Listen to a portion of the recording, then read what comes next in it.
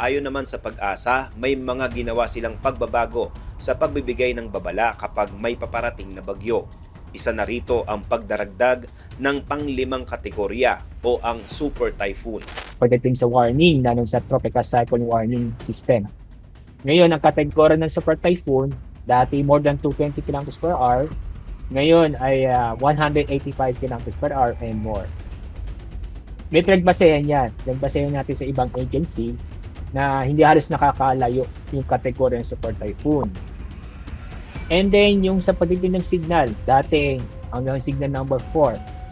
Ngayon, umabot ng 5. Mas madaling na maintindihan yung signal number 1, 2, 3. Kapag ngayon, limang klase tayong bagyo, depression, storm, severe, at super typhoon. Kapag tropical depression, malalaman natin agad ang ano pinakamataas na signal na ma-i-issue o may raise. Pag tropical depression, na pinakamataas, may signal number 1. Tropical storm, pinakamataas na signal is 2. Severe tropical storm is 3.